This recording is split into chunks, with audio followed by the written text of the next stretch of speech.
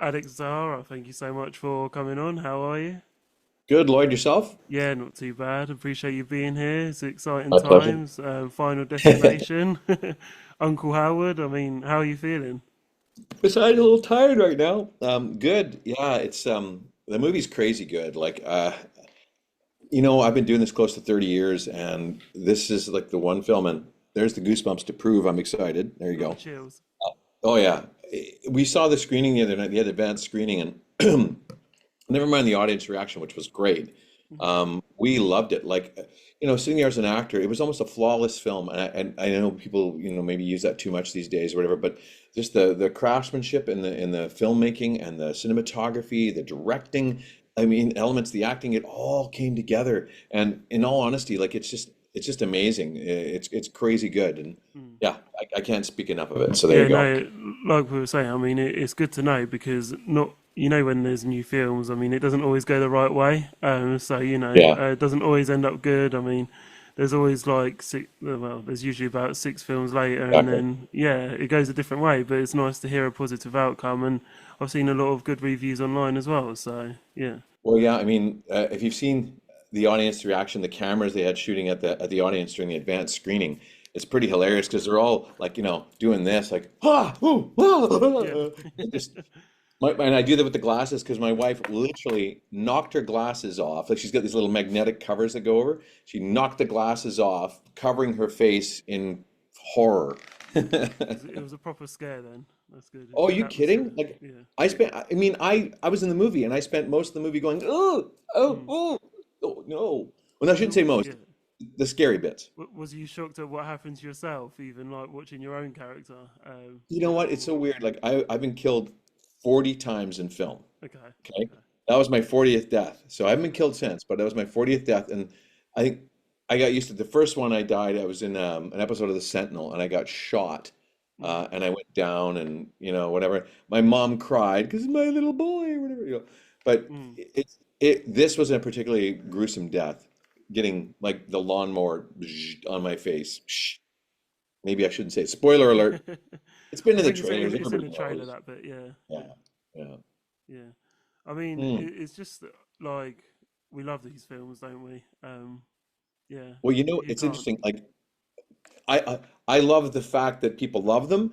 They scare me a little bit. I'm a big wussy. Like I'm give me a not that I don't like the movies, don't get me wrong. I just not it's not really my cup of tea. I love Mm, them, but it just hurts watching people get killed.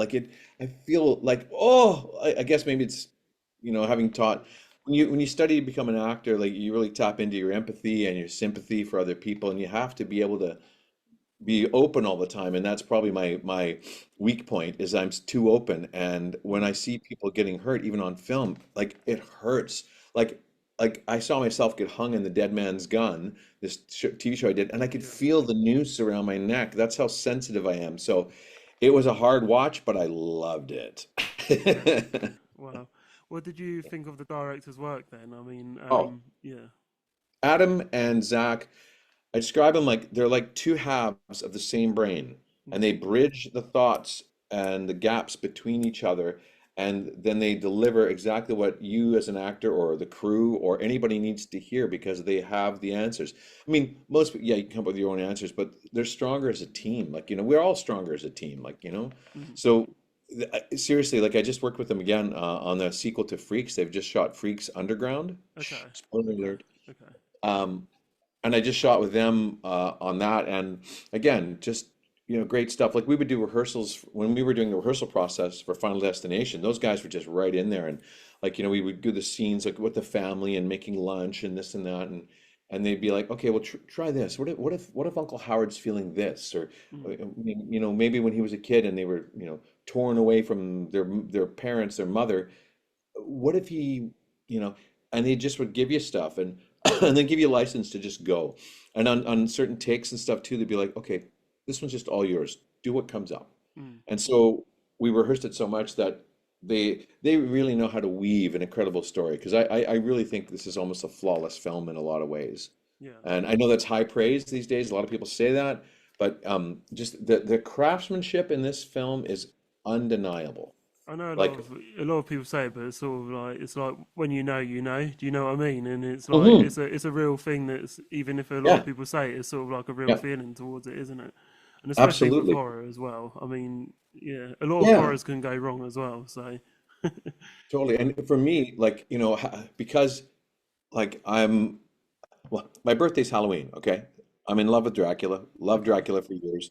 Like, although that's sort of classical horror in that respect, but this to me, like watching it, just like you're so invested because like there's just great character development, and they take their time with it, and they are precise with it. The script's amazing, the writers are incredible, and so when they have sculpted almost like flawless film that ties in every film of the past, ties in all the timelines and the storylines of all the other movies, and deals with the people here. And so when you really get to know all the characters, so that when they die or begin to die, you really care, you're really invested. yeah, yeah, You yeah, really are going like, no, no, like I yeah. was screaming that so many times, and I knew what was coming because, like, I read the script, you know. I feel like already talking to you now. I don't want to lose Uncle Howard in the movie. I just feel like See, you got that vibe about you. I feel like you're a real uncle to people. well, you know what? I said I don't know if I said it earlier. But we talked about like what's this character? What character's closest to me? It was I did this Yeah, little writing interview last yeah, night. Yeah. yeah. You said your own Well, uncle, your own this character, one didn't is you? Yeah, it's Uncle Howard because Howard Campbell. Like we all come from semi-functional and or dysfunctional backgrounds. In my family life, of my brother, sorry, my sister and I, my dad and I, mom and I, whatever, the four of us, we were somewhat dysfunctional, you mm, know. So as is Howard's family, and Howard's constantly looking for the lost in his life or the lost childhood. So he's going to make sure that none of his kids or his nieces and nephews ever go through anything that he went through, right? Or him and mm, his sister Darlene went through. So in earlier drafts of the script, and again, maybe I shouldn't be saying, but there was my character ran like a family restaurant and playtime funhouse sort of thing, right? So you come have dinner, play games, build memories.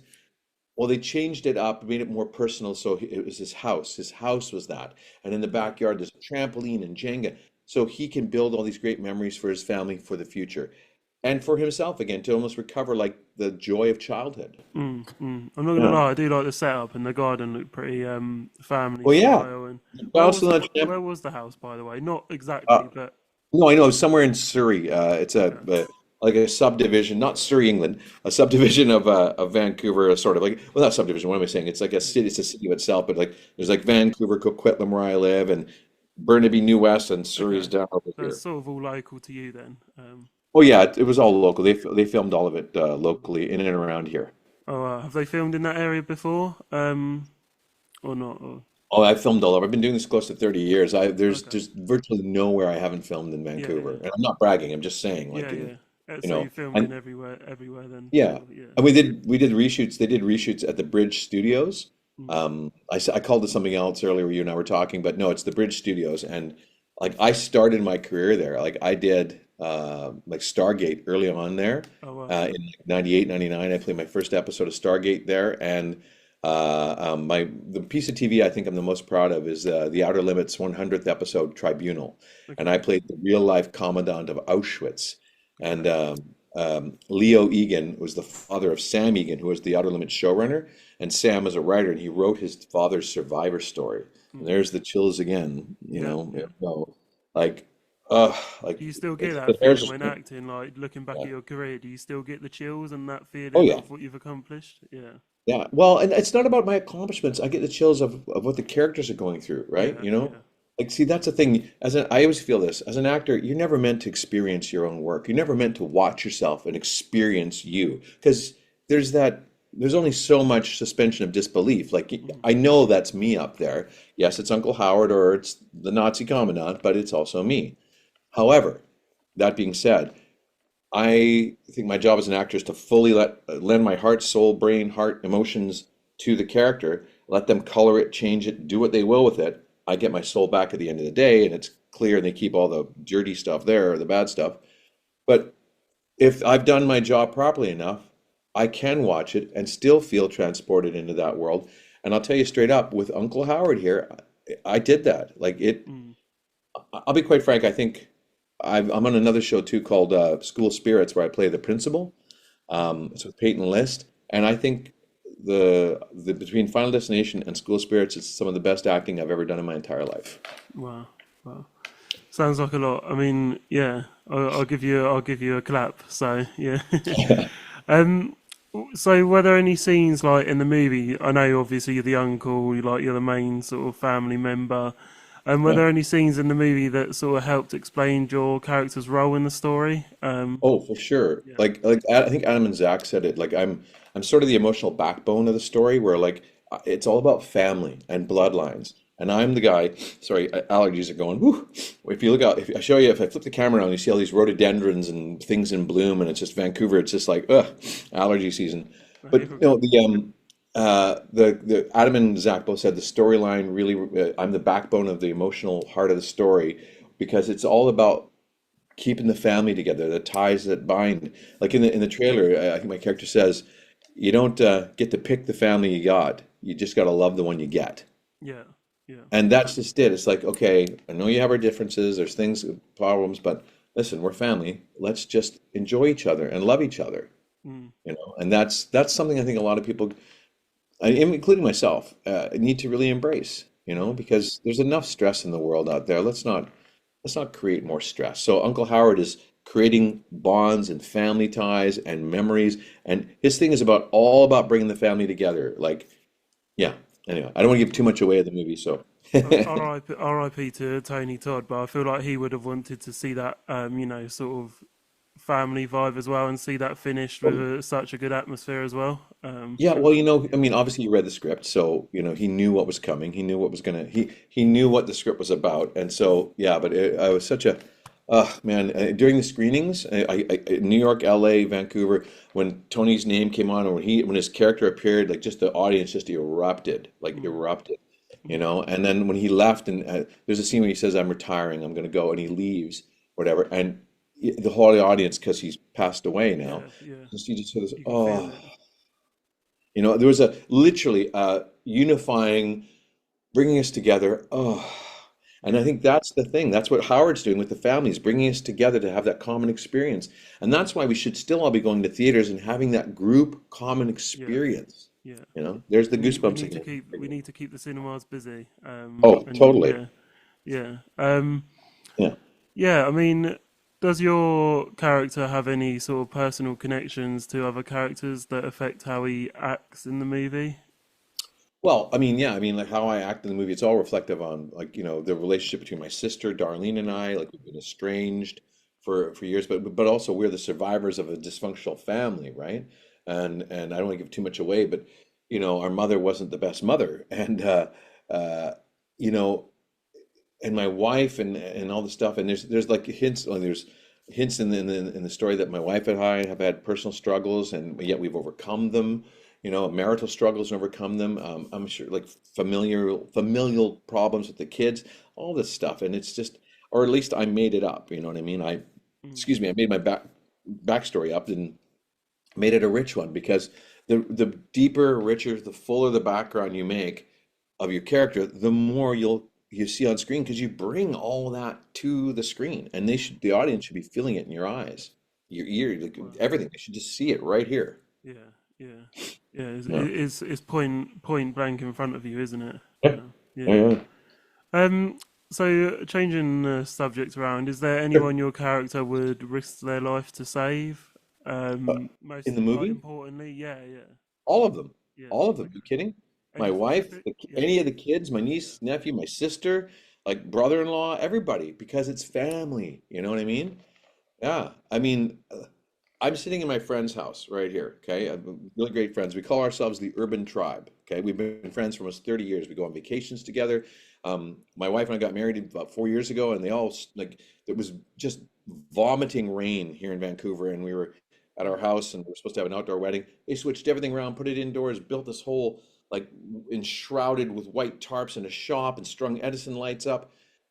And I've literally said to all their kids, like we'll do anything for each other. And I've said to all their kids when they started to become teenagers, I said, listen, You call Uncle Alex, and I'm Uncle Alex to about 25 kids. You call me day or night. If you're in a position where you're going to get in a car with somebody that maybe has been drinking and is going to drive or drugs or anything, Yeah. you just feel uncomfortable. You're somewhere and you need help or ride, but you're scared or embarrassed to ask your parents. You call me, Yeah. and I will be there, and I will get you, and I will take you home safely, and we need never speak of it again. Hmm. And I've told that to every one of them. And luckily, we've all been raised right, and I've not had to do that. Yeah. I've Yeah. never had to be called in the middle of the night yet. Good. But Yeah. literally would lay down my life for any of those kids and my friends. Yeah. Within the movie and yeah, and real And life so as would well. Howard. Yeah. Yeah. How when you've been through such family strife like Howard has, and frankly myself, and I've done a lot of counseling with it over the years to, and I'm still working on it and still going to counseling and stuff. It's constant maintenance of your soul. Hmm. And that's just it. Like Howard is continually maintaining and keeping his soul going, Hmm. and he does that via creating a great life for him and his family. And they're all part of it. It's not just him. Like his wife, helps, etc. Brenda, aka April Tellick, like everybody. We all we're the mortar that builds the foundations of this house. Yeah. Yeah. I mean, it's sad though, because in the real world, not all families are like that either. No, of course And not. hopefully, people can follow this movie. You know, not the dark side of it, but the positive Yeah. side of Well, see, of that's it. What just you're it. trying to point out. Yeah. Yeah, people ask, well, why do you act? What's the point of films? What's the point of theater? What's the point? Yeah. Listen, for me, the point has been like to share common bonds because there are people out there that have gone through trauma, that have gone through love, that have gone through great experiences, that have gone through terrible experiences or mediocre, but they feel isolated, maybe alone. But then when they watch something and or go to a play or whatever, that bonding, they realize I'm not alone, and Hmm. we all can share an experience. Like even like Lawrence of Arabia, one of my favorite films of all time, directed by David Lean, starring Peter O'Toole, Omar Sharif. Well, I worked with Omar Sharif for my first film, The 13th Warrior, Yeah. and he said it was one man's story simply told, and that's just it. This film is almost like that in a way. It's many people's story, but the through line is like, Caitlin plays our main character, Steffi, and you follow her through, but there's like secondary, tertiary main characters. There's a young version of my mother, her grandmother, and the old version of her grandmother and my mother, Mm. and you follow their storylines through. But that's just it. You'll find someone in this movie to connect with, and you will feel less alone, Yeah. even in this horror genre, because it's literally bloodlines. It's right in the title. Mm. Your Mm. bloodline, your family. I have got one question. Have you ever had a Final Destination moment in real life? I have. Yeah. I've been very accident prone, so I've had several, but I'll give you the most recent one. Last summer, my wife and I were driving through British Columbia to visit relatives in Alberta. So it's like 1,200 kilometers, quite a drive, but summer, lots of traffic on the road. And when they say you get in a car accident, it's just like in the movies, everything goes slow motion. I kid you not, that's exactly what happened. We were on the highway going about 100 kilometers an hour and single lane highway, both directions. And there was a slight left turn lane, and this giant RV, like, 30, 40, 50-foot RV, whatever, got in there, and the traffic's just going, like, and he's waiting to turn. Well, he just went. He just turned. Mm. And and we were coming down a little ridge, and then both my wife and I went, holy, holy poop. And suddenly this big Dodge pickup smashes to the front end of that RV. Another vehicle hits him right in the middle, bounces off this way, and there's two vehicles in front of us. This silver car hits a Ford Bronco. They jump up in the air, spinning backwards, going towards us. They crunch the front end of this family van just on the fender. They're coming right at us, and I just went like whoop whoop like that with the wheel, and they just like kissed our side of our vehicle and Wow. and then stopped behind us. And there was a 25 foot drop off this way. If I had gone too far, we would have rolled. When it all stopped, the RV was destroyed. The Dodge was really badly damaged. The two vehicles behind us that had struck and spun in the air 180 degrees were completely destroyed. The family thing, just the front fender. But here's the deal. Nobody was seriously hurt. Mm. Wow. But it happened like that. But I kid you not, I saw it all happening. When those cars were flying through at 100K at me, it was like they were moving in slow motion. It was the most unreal thing. And honestly, had we been anywhere different and whatever, we probably could have died. But it Wow. was just fate. The fates said no. But Yeah. that it was just like being in a movie, like just like the logs falling in the Final Destination when the logs are Mm, coming, like you see it coming towards you. But luckily, I had the time to react, yeah. and I had a little puppy in the back too, scared the heck out of Oh, him. bless him. Is he still okay in the car? Well, he's fine. He's Yeah. always seat belted in on a Oh, that's harness. good. Yeah. But here's one thing for you. This might sound a little kooky, but I'm a little clairvoyant in a way. I have premonitions from time to time in my life. I kid you not, this is not made up. Before we were leaving, we were filling up with gas, and I said to my wife, I wanted to say to my wife, hey, we should be careful on the road because I had an image in my head of the vehicle, us in the vehicle, upside down, Cooper hanging by his little harness, swinging upside down, and the two of us And that was seatbelted. before it happened. That was but a day before it happened because it took us two Wow. days to drive through. It was at the day of. And so that was the thing. If I'd have gone another foot over this way, we would have rolled I because it do. was just a Yeah. Yeah. ditch. I mean, I do feel like visions can happen. Like I Oh, they feel like they totally. can happen. Just yeah, very I've unexpectedly. Yeah. here real quick. I had another one. Driving, my grandma had emergency surgery in the winter. I drove 12 hours in February to go to her surgery. When this is like 35 years ago. Driving back, my buddy and I were like just dead tired, and we were trading the driving. And he said, "Hey, I'm tired or whatever. Do you want to drive?" I said, "No, let's pull over and sleep." He said, "Oh, I can keep going." I said, "You sure?"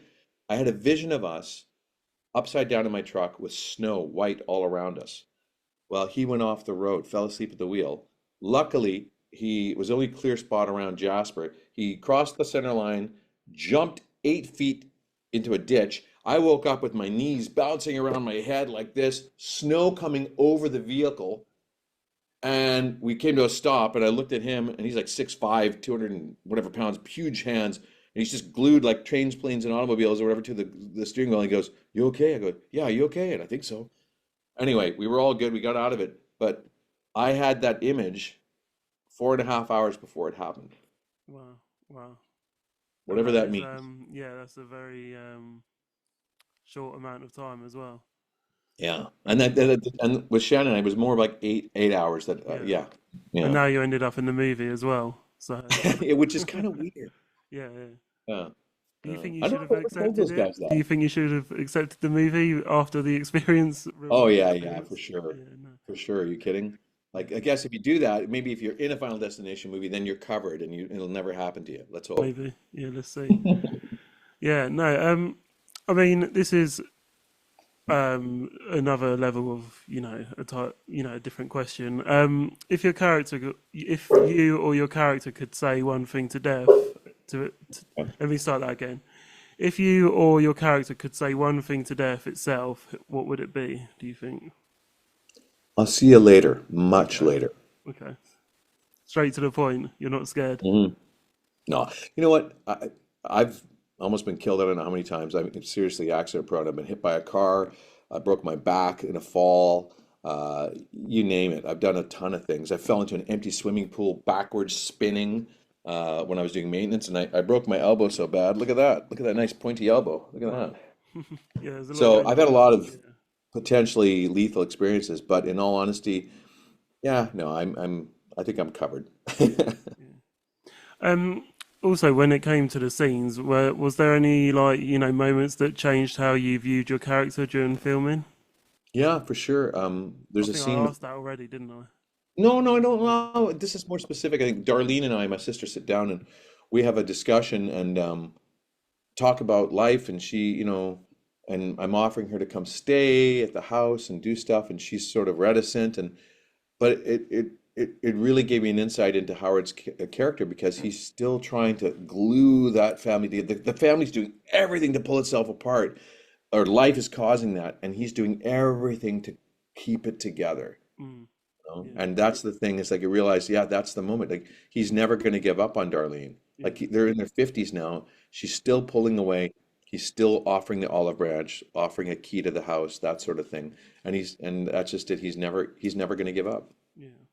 And I know Yeah, you mentioned about the atmosphere as well of the movie, trying to bring the audience together as a family. But sure. were there any moments, sort of written to mislead the audience as well about your character?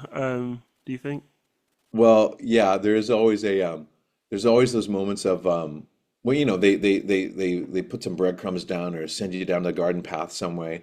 It's in the trailer a bit too, like when you see there's that broken piece of broken glass that ends up in the ice, Yeah. and then everybody's making drinks. My character says, "Drinks, drinks, drinks all around," right? Which has become some sort of internet meme thingy or whatever it is, where all these people are now like, mimicking it, or they play that and then they go like this, because the glass, but you never know who's going to get the glass. Everybody, like it could be anybody at the party, right? And they use that a lot. Like everybody's like, the different characters are just about to drink and they get called over or something, right? So you never know who's got the glass and until the like right at the end. Yeah. Okay. What about with the story itself? Like, how does your character's story, help move the plot forward?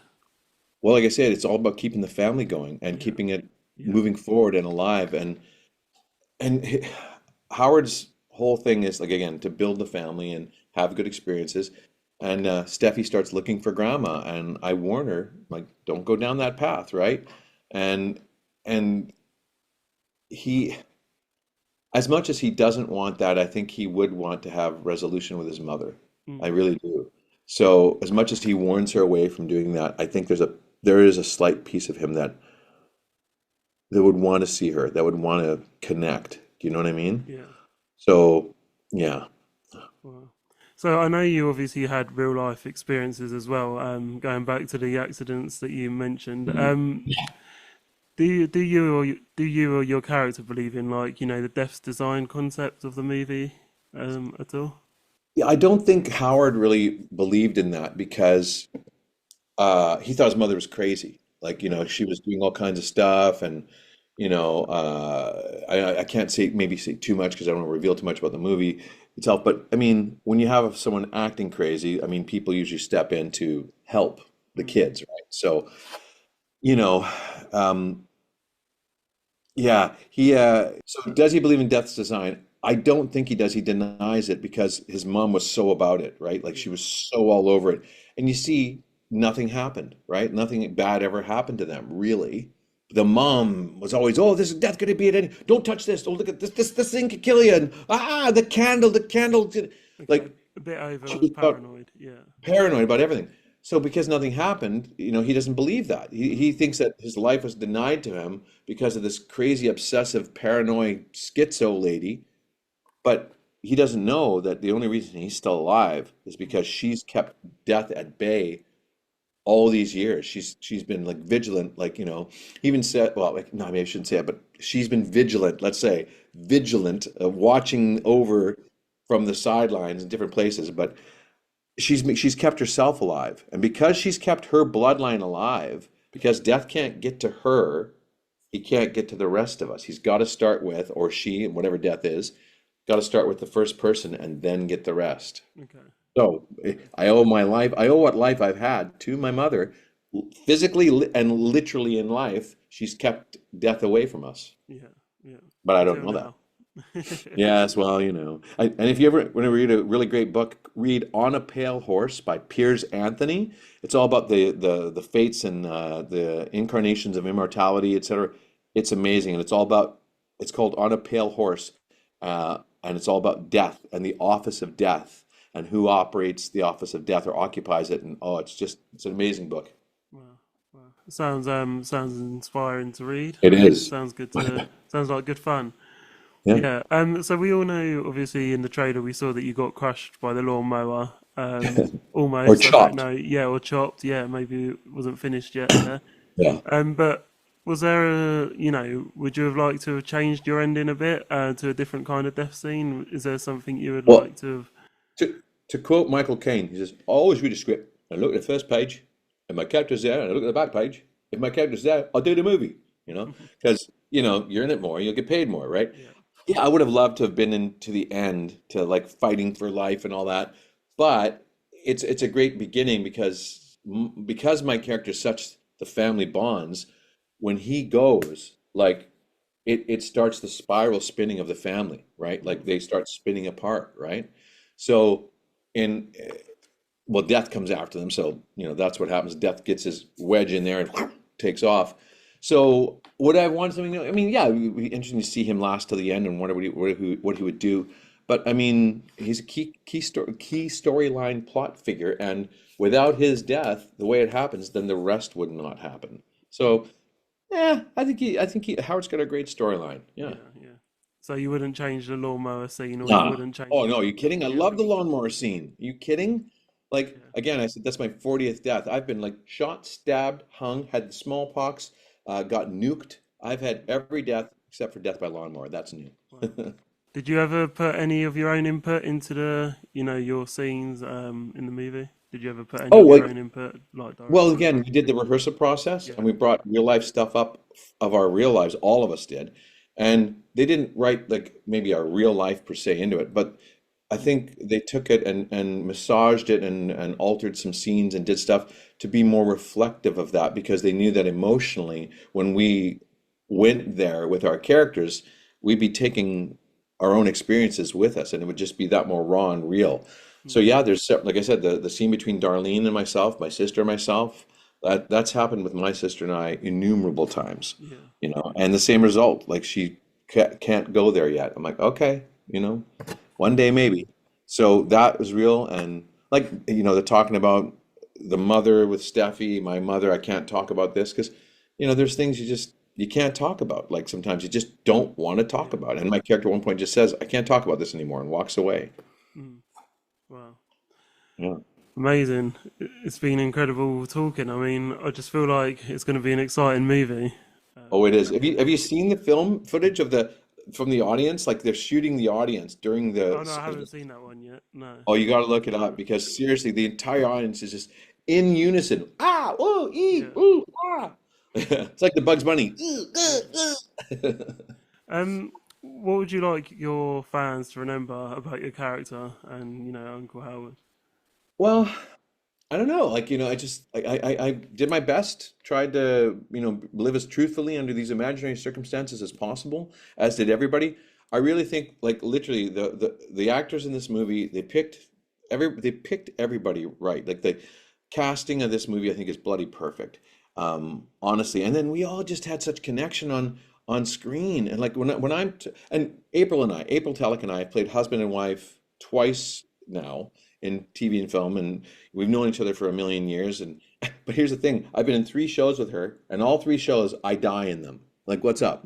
Well, yeah. But yeah, no, but everybody, the casting was amazing, and we all felt connected, and you can see that bond throughout the film, right to the bitter end. Mhm. Like it's right there.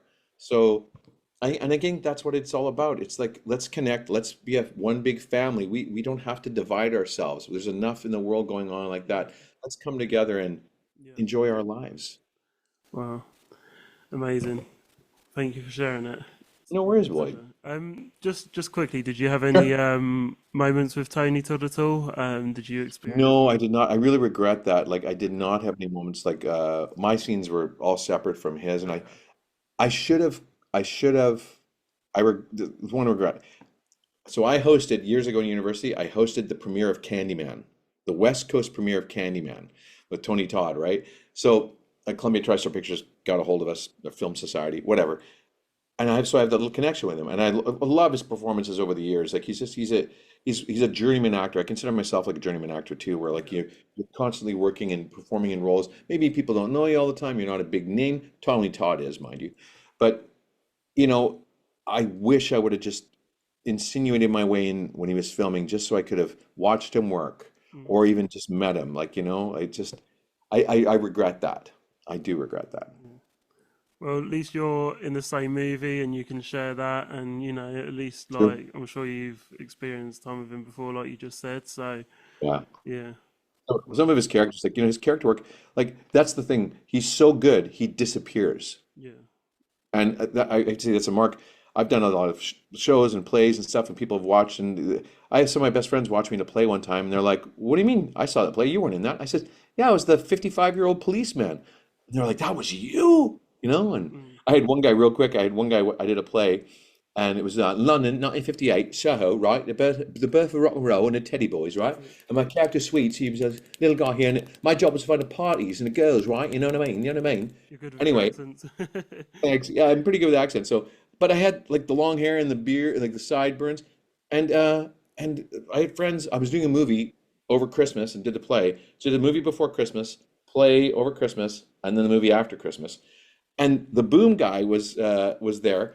And when we come out to do our bow at the end, like I took my bow, and all of a sudden I hear this voice, and I went, "Holy crap, it's Alex!" And the guy just said it out loud because I disappeared. You see, I disappeared into the role. And I said afterwards, I went out and said, "Buddy, how did you not know it's me?" He says, "You didn't walk like you didn't talk like you didn't act like you at all. But when you came out, I recognized you, your walk, your physicality, everything." And see, to me, that is the testament and the mark of a good actor when you disappear. And I believe Tony Todd disappeared in so many roles because he was so gosh darn good. Mm, mm. So I Wow. hope I'm that good. As I say to him, though, R.I.P. to Tony Todd. Yeah, Yeah. yeah, he'll be missed, man. Like when you look at his performance, there's such gravitas in his performance. There's Mm, such, oh, anyway, wow. I could go on forever. Yeah. I mean, it's been amazing talking again, Alex. Thank Thanks, you. Lily. Thank you so much for coming on, and can't wait to see you on the big screens. Thanks, buddy. Here, virtual handshake. There we Right. go. Awesome.